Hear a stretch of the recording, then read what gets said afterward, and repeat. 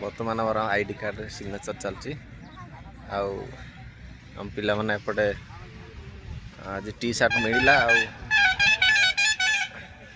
Identity card को submit करा होची कॉलेज रो प्रैक्टिस पाई होची ए ग्राउंड टा एटा बहुत सारा एटी खाली रनिंग होची एटी रनिंग होची से आर पटे होची फुटबॉल ग्राउंड टा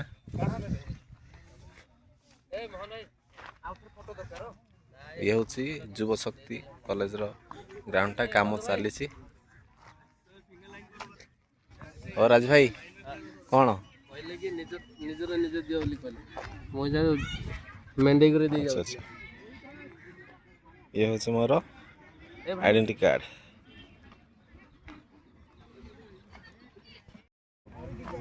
आरो डिजाइन जते दिन आगे आगे आसो सते डिजाइन वाला में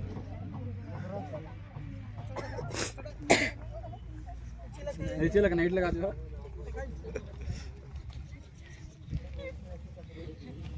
बॉल पे मुंडे कौन अरे बोले सो अरे मार को तो मारो भाई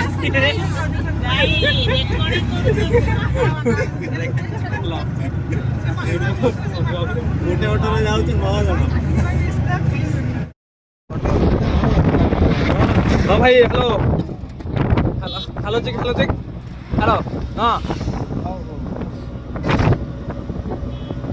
देखा दो जूम करके देखाओ देखो आउ तो 33 पूरा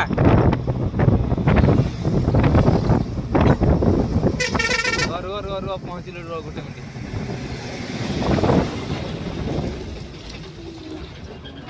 आर लिखु तो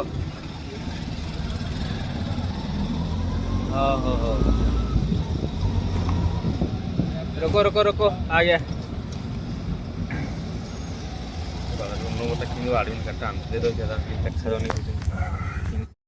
जहाँकि महाराष्ट्र स्टेट रो राज्य स्तरीय क्रीड़ा प्रतियोगिता होची आज राति रे आरंभ हम यही स्थान को आज महाराष्ट्र सीएम आसंती इनाग्रेशन करने ये पिला माने अन्य डिस्ट्रिक्ट रू आसिक पहुँची जाइछंती ये बसी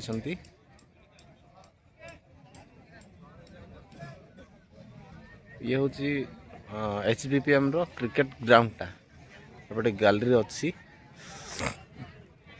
ये भाया आ सेपटे ग्राउंड अच्छी प्राय 3टा इवेंट हम भली अच्छी आउ खो खो कबाडी ये 3टा खेल हम आज ठारू स्टार्ट हम आज राति तो आसी पारंती सीएम खेल स्टार्ट होगा पूर्वर इनाग्रेशन करने सेपटे ग्राउंड गुड़ा सजा सजा चलुची ये भाया आग को देखेबी आम सांग मैंने भी आसी जाइछंती यही गैलरी पटे बसी मुझे जाऊँगी ये कॉलेजटा बहुत सुंदर है सब फैसिलिटी अच्छी एठी इंडोर स्टेडियम अच्छी स्विमिंग पूल अच्छी आर्चरी जिम्नास्टिक जहाँकि आम इंडिया रो तृतीय स्थान रे ये कॉलेजटी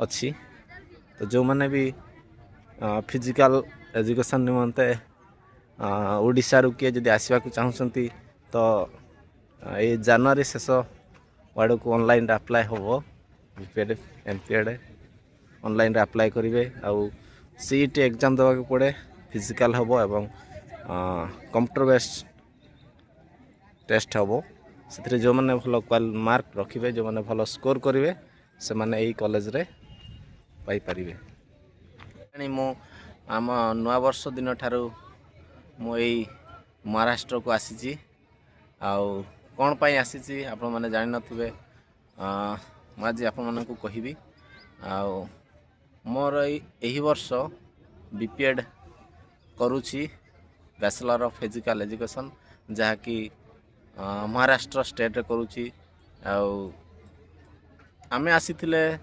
2025 एप्रिल या जून मासरे आमे आसी एत मने पड़ुनी ସେତେବେଳକୁ ଆମେ ଫିଜିକାଲ୍ ଆଉ ରିଟିନ୍ ଏକ୍ଜାମ୍ ପାଇଁ ଆସିଥିଲେ। ତ ସେତେବେଳେ ଆସିଥିଲୁ ଆମର ଥିଲା HPPMରେ ଫିଜିକାଲ୍ ଟେଷ୍ଟ ଥିଲା ଆଉ ଏଠି ହେଇଥିଲା ଯାହାକି ଆମର ଇଣ୍ଡୋର ଷ୍ଟାଡ଼ିୟମରେ ହେଇଥିଲା। ଏଠି ବହୁତ ସାରା ଫ୍ୟାସିଲିଟି ଅଛି HPPMରେ, ଯାହାକି ଆମର HPPM କଲେଜଟା ଇଣ୍ଡିଆର ଫିଜିକାଲ୍ ଏକାଡେମୀ ହିସାବରେ ଆମର ତୃତୀୟ ସ୍ଥାନରେ ଆସୁଛି। ତ ଏଇଠି ବହୁତ ମାନେ ନ୍ୟାସନାଲ୍ ଇଣ୍ଟରନ୍ୟାସନାଲ୍ ପ୍ଲେୟାର ମାନେ ଏଠାରେ କୋର୍ସ କରିଥାନ୍ତି, ଯାହାକି ଆମର କ୍ରିକେଟ ଖେଳାଳି ଚିତେଶ ଶର୍ମା ଏହି କଲେଜରେ ଏଇ ବର୍ଷ ତାଙ୍କର ହୁଏତ ପ୍ରାୟ ମୋତେ ଯାହା ଲାଗୁଛି ଯେତିକି ଶୁଣିଛି ଜାଣିଛି ସେ ଫାଇନାଲ୍ ଇୟର MPAD କରୁଛନ୍ତି। ତ ଏଇ କଲେଜଟା ବହୁତ ବର୍ଷ ହେଲାଣି।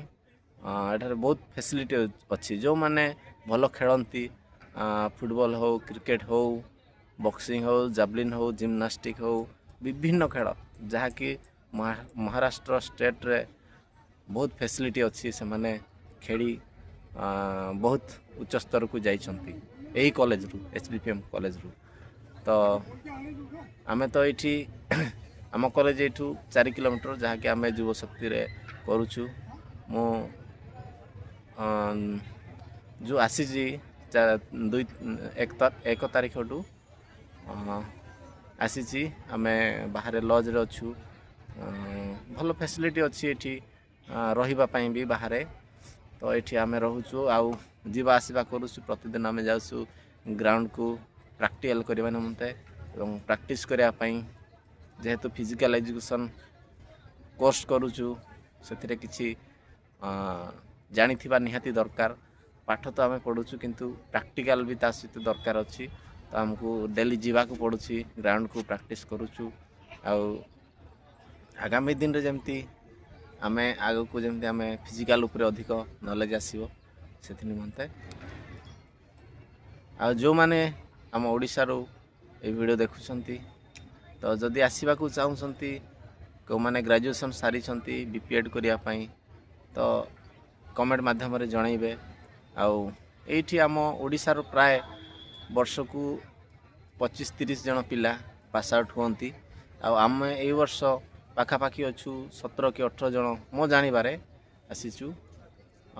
ପ୍ରାୟ କେଉଁଝର, ମୟୂରଭଞ୍ଜରୁ ବେଶୀ, ଆଉ ବି ଆସିଛନ୍ତି ଆମ ପଡ଼ୋଶୀ ଷ୍ଟେଟ୍ର ଯାହାକି ଝାଡ଼ଖଣ୍ଡରୁ ବି ଅଧିକ ଆସିଛନ୍ତି। ତ ଏଠାରେ ବହୁତ ସାରା ପିଲା ଆମ ସେପଟକାର ପିଲା ଆସିକି ପାଠ ପଢ଼ୁଛନ୍ତି। ତ ରେଗୁଲାର କୋର୍ସଟା, ତ ଯେଉଁମାନେ ବି ରେଗୁଲାର କରିପାରିବେ ନାହିଁ ସେମାନେ ଯେମିତିକି ଆମର ଆମେ କରୁଛୁ ଯୁବ ଶକ୍ତିରେ, ସେମାନେ ଆସିକିନା ସେମାନେ ପାଠ ପଢ଼ିପାରିବେ। ଆଉ ଯେଉଁମାନେ HPPMରେ ପଢ଼ିବାକୁ ଚାହୁଁଛନ୍ତି ସେମାନେ ରେଗୁଲାର କରିବେ।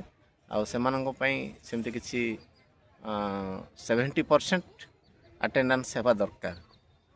ତ ନହେଲେ ସେମାନେ ଏକ୍ଜାମ୍ ଦେଇପାରିବେନି, ଇଲିଜିବଲ୍ ହେଇପାରିବେନି। ତ ଏଇଠି ବହୁତ ଷ୍ଟ୍ରିକ୍ଟଲି ନିୟମ ଅଛି, 70% ଆଟେଣ୍ଡାନ୍ସ ଥିବା ନିହାତି ଦରକାର। ଆଉ ଖେଳର ଯେଉଁମାନେ ନ୍ୟାସନାଲ୍ ଇଣ୍ଟରନ୍ୟାସନାଲ୍ ଖେଳୁଛନ୍ତି ସେମାନଙ୍କ ପାଇଁ ବହୁତ ଭଲ ଫ୍ୟାସିଲିଟି ଅଛି।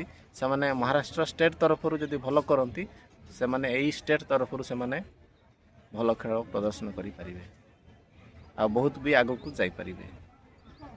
ତ ଦେଖିବା, ଆଜି ଆମେ ଆସିଛୁ ଏଇଟାରେ CMଙ୍କ ପ୍ରୋଗ୍ରାମ୍ ଅଛି ବୋଲି ଆମେ ଯାହା ଭାବୁଛୁ, ଯଦି ଆସନ୍ତି ତ ଆମେ ନିହାତି CMକୁ ଦେଖିବୁ। ପାଖକୁ ତ ଯାଇପାରିବାନି କିନ୍ତୁ ଦୂରରୁ ଆମେ ଦେଖିବା ମାନେ ମହାରାଷ୍ଟ୍ର CM କେମିତି ଆଉ ତାଙ୍କର ଭାଷଣ କ'ଣ କେମିତି ଶୁଣିବା।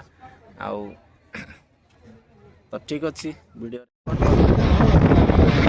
ହଁ ଭାଇ, ହ୍ୟାଲୋ ହ୍ୟାଲୋ ଚେକ୍ ହ୍ୟାଲୋ। ହଁ ଦେଖା ତ ଜୁମ୍ କରିକି ଦେଖାଅ, ଲେଖ ଆଉ ତ 33 ପୁରା।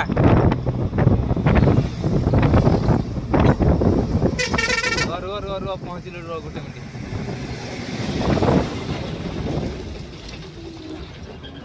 ଆର ଲେଖୁ ତ।